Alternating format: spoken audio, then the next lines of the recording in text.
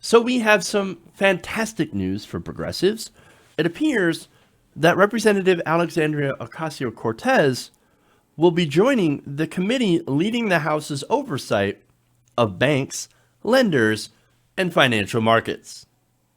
Yes, it appears that Democratic leaders have recommended Ocasio-Cortez for a spot on the House Financial Services Committee, according to a Democratic source talking to The Hill.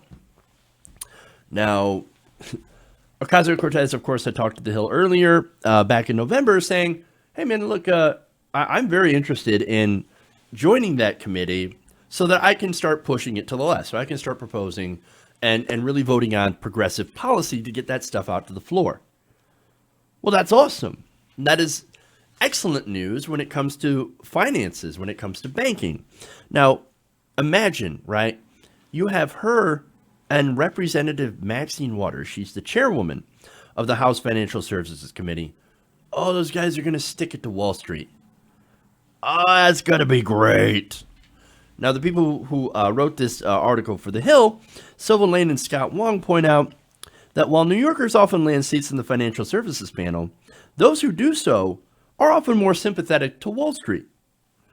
However, in Ocasio-Cortez's case, that is not true. She has been very, very outspoken against Wall Street, against the banks. She does not take corporate donations, and she criticizes colleagues with close ties to Wall Street and the financial sector. So, that is amazing. Now, Ocasio-Cortez also spoke out against GOP proposals to dismantle Dodd-Frank and supports reimposing Glass-Steagall, which is, of course, a separation of investment and consumer banking, something that, look, that decision to repeal Glass-Steagall, I think that was made during the Clinton administration, was absolutely insane. Insane. Why would you want commercial and investment banking to be the same thing? Look, when you put your money in a bank, you expect it to be fairly safe, right? And then, of course, it's supposed to get loaned out to other people who need money. That's kind of how a bank works. You do not want to put your money in a bank to have the CEO then gamble it on the stock market. Glass-Steagall was that wall that prevented that from happening. But of course, Republicans and corporate Democrats both agree. Oh no, we would like to get rid of those rules so that our banking friends can go and gamble and make billions of dollars. And then, of course, when we lose, if it's not FDIC insured, then they end up losing their money. Now, it was FDIC insured, but that just meant that the taxpayers ended up having to pay for those losses, which means they privatized the gains and they socialized the losses. We have to have Glass-Steagall back, and we have to have more banking regulation. We also have to break up the banks. And that's an idea that, of course, Bernie Sanders has talked about quite a bit. Now, AOC should likely also be on that side, although I haven't heard her talk about that. But maybe she has, maybe she hasn't, right? I would hope that she does. Now, she also talked about housing aid. Now, that's a top priority for both her and Maxine Waters. So, here we go. Progressives in charge.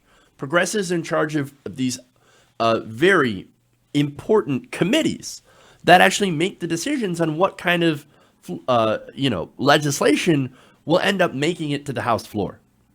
Now, of course, you have Pelosi that also has to sign off on that and bring that legislation to the floor.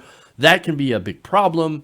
But I think that if there's enough pressure on Pelosi to put those things forward, then maybe she will end up having to bend to progressives. That's why we not only need an AOC in Congress, we need about 250 AOCs in Congress. We need more progressives in there in order to put that kind of pressure on corporate Democrats as well as Republicans.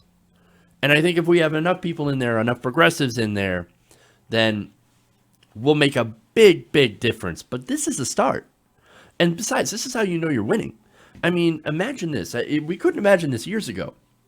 A freshman congresswoman who is deeply progressive, who calls herself a democratic socialist, now getting a committee position immediately after she wins for the first time. Especially now where she is on a committee that oversees Wall Street, and she is not friendly at all to Wall Street. That is awesome. That is fantastic news. Now, again, like you might think, oh, come on, Jeff, you're making too big of a deal of this. We got a lot of establishment opposition to this. Of course we do. But for fuck's sakes, guys, take a win for once.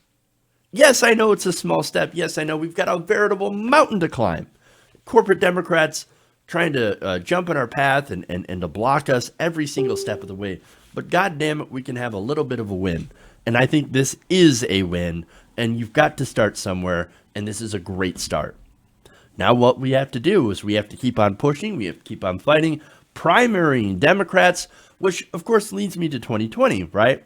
Not that I'm talking about AOC 2020. That's a ridiculous idea. Instead of trying to elevate somebody who can't even run for president yet in 2020 because she's not old enough, how about we instead focus on filling Congress, and not only Congress, but our local state houses and local governorships and all that stuff. Fill them with AOCs. Fill them with actual progressives who are willing and ready to fight. And of course, you have to watch out for fake progressives. You have to watch out for people like Kirsten Gillibrand, Kamala Harris, and Beto O'Rourke. Beto O'Rourke, of course, not progressive at all.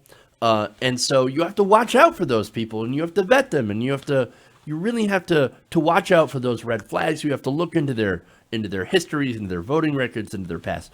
Nonetheless, when you fight, you win. So we've got to keep fighting. We've got to keep fighting, and we've got to keep pushing for progressives, because this is what happens when you're strong, right? This is how you know you're starting to make an impact. This is how you know you're starting to win. And the establishment is so afraid of AOC. For one, they're like, don't slam me on Twitter, please. Like, don't come after me, because I know how popular you are there. And not only that, but they end up giving her an actually really plum committee assignment. One of the ones that she actually wanted. So that's really good. Now, that said, if you think that's going to shut her up, because we know why the establishment gives out these positions.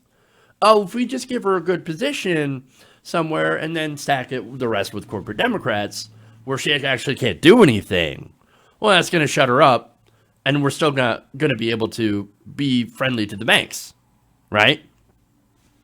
If you think that's going to shut her up, you are absolutely wrong. She'll point out the corruption as she continues to do.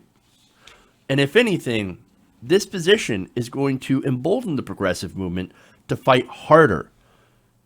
Not just, she won that position. Oh, that's great. Now we can leave it alone. Now we can shut up. No. This is going to make us fight even harder. And besides, with AOC teaming up with Maxine Waters, watch out, corporate Democrats. Watch out, centrists. Progressives are coming. And they're taking over. Hey guys, hopefully you enjoyed that free video. Now I'm going to have to ask you a favor. Between the demonetization and the YouTube algorithm messing around with view counts, etc., we're having a hard time adjusting to the new YouTube reality, which is where you guys come in. See, we have a Patreon, patreon.com/TYTNation, set up to help us rely on you guys, the viewers, instead of big corporate ads. Look, you know the show. You know how I'm not in favor of big corporations anyway. So help us transition away from relying on the ad model to pay the bills and sign up to be a patron, patreon.com/TYTNation. That goes a long way to help us keep the lights on. And you guys will know that you're supporting independent progressive media.